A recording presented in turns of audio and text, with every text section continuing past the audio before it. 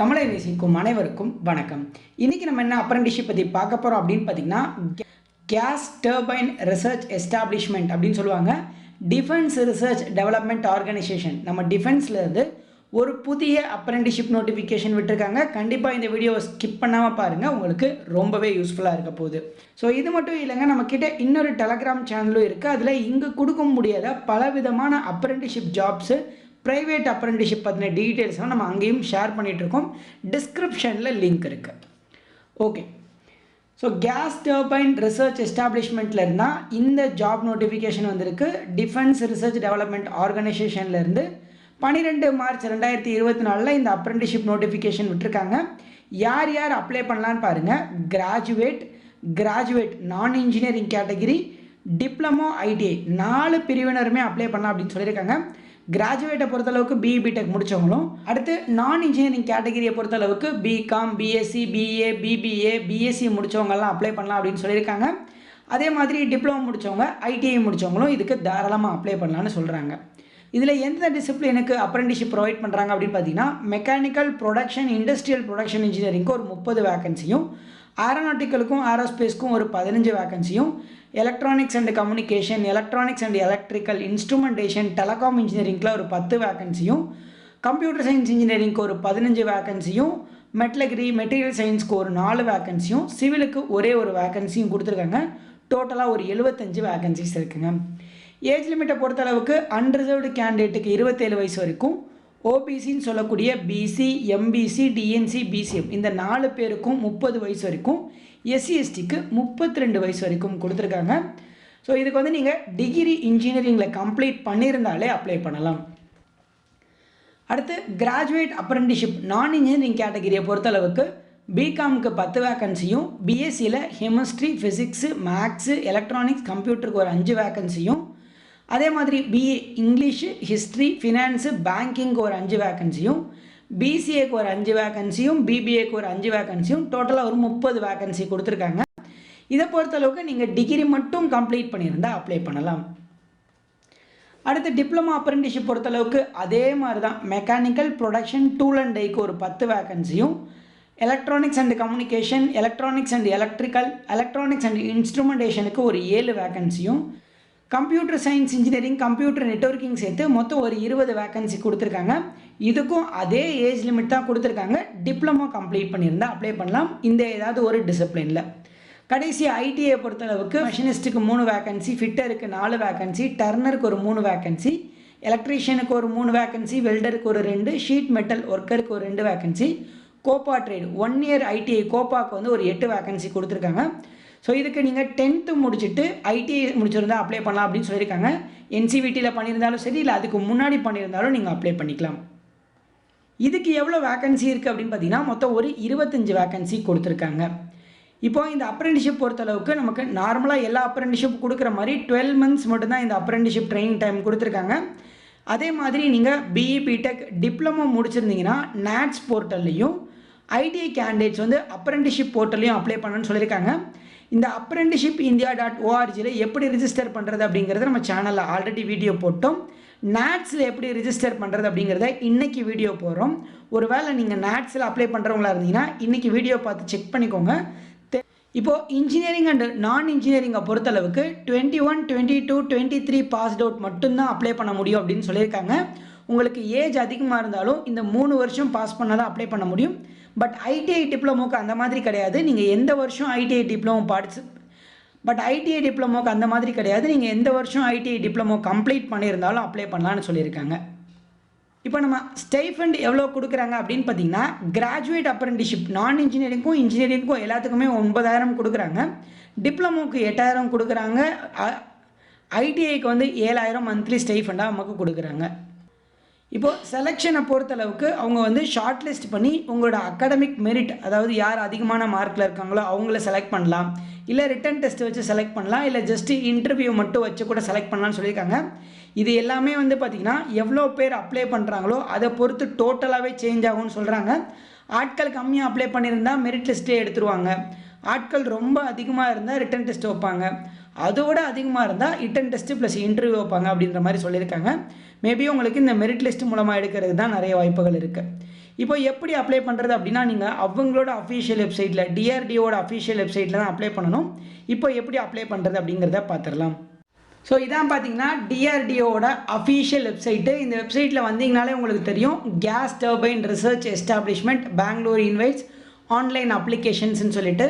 இதில் பார்த்தீங்கன்னா கேட்டகிரியில் அப்ரெண்டிஷிப்னும் ஸ்டேட்டஸில் ஓப்பன்னும் கொடுத்துருப்பாங்க. இதில் பாருங்கள் ஆன்லைன் அப்ளிகேஷன் லிங்க்னு இருக்குல்ல, இதை ஜஸ்ட்டு கிளிக் பண்ணிங்கன்னா ஒரு எக்ஸ்டர்னல் வெப்சைட்டுக்குள்ளே கூட்டிகிட்டு போவோன்னு சொல்லுவாங்க. எஸ் கொடுத்துக்கோங்க. ஸோ இதான் பார்த்தீங்கன்னா டிஆர்டிஓட அஃபிஷியல் வெப்சைட்டு. இதில் பார்த்தீங்கன்னா லாகின் ரெஜிஸ்டர்னு இருக்கும். ஃபஸ்ட்டு நம்ம ரெஜிஸ்டர் பண்ணணுங்க. ரெஜிஸ்டர் பண்ணால் தான் நம்மளால் லாகின் பண்ண முடியும். ஃபஸ்ட்டு டேட் ஆஃப் பர்த் கேட்டிருப்பாங்க. உங்களோட டேட் ஆஃப் பர்த்தை வந்து நீங்கள் கொடுத்துக்கோங்க. அடுத்து உங்களோட 10th ரோல் நம்பர் கேட்டிருப்பாங்க. உங்கள் 10th மார்க் ஷீட்டில் ரோல் நம்பர் இருக்கும். அந்த ரோல் நம்பரை நீங்கள் என்டர் பண்ணிக்கோங்க. அடுத்து நேம் கேட்டிருப்பாங்க. இதுவுமே உங்கள் 10th மார்க் ஷீட்டில் உங்கள் நேம் எப்படி இருக்கோ, இனிஷியலோடு இருந்தால் இனிஷியலோட கொடுத்துக்கோங்க. அடுத்து இமெயில் ஐடி கேட்டிருக்காங்க. ஒரு ஆக்டிவான இமெயில் ஐடியாக பார்த்து கொடுத்துக்கோங்க. அடுத்து ஃபோன் நம்பர் கேட்டிருப்பாங்க. ஃபோன் நம்பரு, பாஸ்வேர்டு கேட்டிருப்பாங்க. பாஸ்வேர்டை பொறுத்தளவுக்கு ஒரு capital letter and small letter எல்லாமே இருக்கணும்னு சொல்லியிருக்காங்க. ஸோ அதெல்லாம் இருக்கிற மாதிரி பார்த்துக்கோங்க. பார்த்து உங்களுக்கு பிடிச்ச மாதிரி ஒரு பாஸ்வேர்டை க்ரியேட் பண்ணிவிட்டு கீழே கேப்சா கோடு கொடுத்துருப்பாங்க. அந்த கேப்சா கோடை எப்படி இருக்கோ, கேபிட்டலில் இருந்தால் கேபிட்டலில், ஸ்மாலில் இருந்தால் ஸ்மாலில், அந்த மாதிரி கரெக்டாக என்ட்ரு பண்ணிவிட்டு ரிஜிஸ்டர் ஆப்ஷனை கிளிக் பண்ணுங்கள். ஸோ அடுத்து 10th பாசிங் இயர் கேட்டிருப்பாங்க. பாசிங் இயர் 10th எப்போ முடிச்சிங்கன்னு அப்படின்னு. ஸோ எப்போ முடிச்சிங்களோ அதை கொடுத்துட்டு ரெஜிஸ்டர் ஆப்ஷனை கிளிக் பண்ணுங்கள். இப்போ உங்களோட இமெயிலுக்கும் மொபைல் நம்பருக்கும் ரெண்டுக்குமே ஓடிபி வந்திருக்கும். அந்த 2 ஓடிபியுமே டிஆர்டிஓ ஓடிபியை என்டர் பண்ணுங்கள். இப்போது நீங்கள் இந்த பேஜில் வந்திருப்பீங்க. இதில் இப்போ நீங்கள் லாகின் பண்ண போகிறீங்க. ஏன்னா நம்ம அக்கௌண்ட் க்ரியேட் ஆகிடுச்சு. லாகின் ஆப்ஷனை கிளிக் பண்ணிட்டீங்க அப்படின்னா ஃபஸ்ட்டு மொபைல் நம்பர், அதுக்கப்புறம் இல்லைனா இமெயில் ஐடி கேட்டிருப்பாங்க. மொபைல் நம்பரோ இமெயில் ஐடியோ ஏதாவது ஒன்று கொடுத்து பாஸ்வேர்டை கொடுத்து கீழே இருக்க கேப்சாவை கொடுத்து லாகின் ஆப்ஷனை ஜஸ்ட்டு நீங்கள் கிளிக் பண்ணுங்கள். இப்போ பார்த்தீங்கன்னா இதான் அந்த அஃபிஷியல் வெப்சைட் பேஜ். இந்த வெப்சைட் பேஜில் போனீங்க அப்படின்னா டைரக்ட் ரெக்யர்மெண்ட்னு சொல்லிட்டு கீழே ஸ்க்ரால் பண்ணிகிட்டே வந்தீங்க அப்படின்னா அப்ரெண்டிஷிப்பு அப்படின்னா ஜேஆர்எஃப் அப்படின்ற மாதிரி கொடுத்துருப்பாங்க. ஸோ அப்ரெண்டிஷிப் ட்ரெயினி இல்லைனா ஜேஆர்எஃப்னு கொடுத்துருக்காங்க. இதில் ஃபஸ்ட்டு அதான் இருக்கும், கேஸ் டர்பைன் ரிசர்ச் எஸ்டாப்ளிஷ்மெண்ட் அப்படின்னு சொல்லிட்டு இதில் அப்ளை ஆப்ஷனை கிளிக் பண்ணுங்கள். ஸோ இதில் பார்த்தீங்க அப்படின்னா ஃபஸ்ட்டு இந்த பேஜில் நம்ம வந்திருப்போம். இதில் ஃபஸ்ட்டு எடுத்தோடனே ஃபெல்லோஷிப் அப்ரெண்டிஷிப் டைப்புன்னு கேட்டிருப்பாங்க. இதில் நீங்கள் கிராஜுவேட்னா கிராஜுவேட், டிப்ளமோனா டிப்ளமோ, ஐடிஐ அப்ரெண்டிஷ்னா ஐடிஐ கொடுத்துக்கோங்க. அடுத்து இப்போ ஐடிஐ கொடுத்தீங்கன்னா என்ன அப்ரெண்டிஷிப்னு கேட்டிருப்பாங்க. நீங்கள் என்ன டிசிப்ளினில் அப்ரெண்டிஷிப் கம்ப்ளீட் பண்ணியிருக்கீங்கன்னு. ஃபிட்டர்னா ஃபிட்டர், எலக்ட்ரிஷியன் எலக்ட்ரிஷியன் அந்த மாதிரி கொடுத்துக்கோங்க. இதுவே கிராஜுவேட் கொடுத்தீங்க அப்படின்னா நான் இன்ஜினியரிங்னா நான் இன்ஜினியரிங்கு, இன்ஜினியரிங்னா இன்ஜினியரிங் கேட்டகரி கொடுத்துக்கோங்க. அடுத்த இந்த இடத்துல ஃபோட்டோ அப்லோட் பண்ண சொல்கிறாங்க. இந்த இடத்த கிளிக் பண்ணிங்க அப்படின்னா ஃபோட்டோ பேஜ்குள்ளே போகும். அதாவது உங்கள் ஃபைல் மேனேஜருக்குள்ளே போகும். அதில் உங்கள் ஃபோட்டோவை நீங்கள் அப்லோட் பண்ணிக்கோங்க. ஸோ ஃபோட்டோ அப்லோட் பண்ணிட்டீங்க அப்படின்னா ஃபாதர்ஸ் நேம் கேட்டிருப்பாங்க. உங்கள் அப்பாவோட பேரையும் நீங்கள் கொடுத்துக்கோங்க. அடுத்து அம்மாவோட பேர் கேட்டிருப்பாங்க. அடுத்து உங்கள் அம்மாவோட பேரை நீங்கள் கொடுத்துக்கோங்க. அடுத்து பார்த்தீங்கன்னா ஆர் யூ டிவாங் கேண்டிடேட், அதாவது நீங்கள் வந்து பிடபிள்யூஆன்னு கேட்டிருக்காங்க. பிடபிள்யூ இருந்தால் எஸ் கொடுங்க, இல்லைனோ கொடுத்துருங்க. அடுத்து என்ன கேட்டகிரின்னு கேட்டிருக்காங்க. ஜென்ரலா, ஓபிசியா, எஸ்சிஎஸ்டியானு என்ன கம்யூனிட்டியோ அதை கொடுத்துட்டு, அதே மாதிரி இப்போ ஓபிசின்னு கொடுத்தீங்கன்னா க்ரீமி லேயரா நான் க்ரீமி லேயரான்னு கேட்டிருப்பாங்க, அதை கொடுத்துக்கோங்க. அடுத்து மேரிட்டல் ஸ்டேட்டஸ் கேட்டிருப்பாங்க. சிங்கிள்னா சிங்கிள், மேரிட்னா மேரிட்னு கொடுத்துக்கோங்க. அடுத்து மைனாரிட்டி கம்யூனிட்டியான்னு கேட்டிருக்காங்க. ஒருவேளை மைனாரிட்டியாக இருந்தால் எஸ் கொடுங்க, இல்லைனோ கொடுத்துக்கோங்க. அடுத்து ஜெண்டர் கேட்டிருக்காங்க. மேல்னா மேல், ஃபீமேல்னா ஃபீமேல்னு கொடுத்துக்கோங்க. ஃபஸ்ட் எடுத்தோடனே டோர் நம்பரும் அட்ரஸும் கொடுத்துக்கோங்க. உங்கள் ஸ்ட்ரீட் நேமு அந்த மாதிரி ஏதாவது கொடுத்துக்கோங்க. அடுத்து எந்த சிட்டின்னு கேட்டிருக்காங்க. அதாவது நீங்கள் கிராமம்னா கிராமத்தோட பேர், நகரம்னா நகரத்தோட பேரை கொடுத்துக்கோங்க. அடுத்து ஸ்டேட் கேட்டிருக்காங்க. ஸ்டேட்டை பொறுத்தளவுக்கு தமிழ்நாடுன்னு கொடுத்துட்டு பின்கோடு கேட்டிருப்பாங்க. உங்கள் ஊரோட பின்கோடை கொடுத்துட்டு அடுத்து கண்ட்ரி கேட்டிருப்பாங்க. கண்ட்ரியில் கண்டிப்பாக இந்தியாவாக தான் இருப்போம். ஸோ இந்தியா அப்படின்னு கொடுத்துக்கோங்க.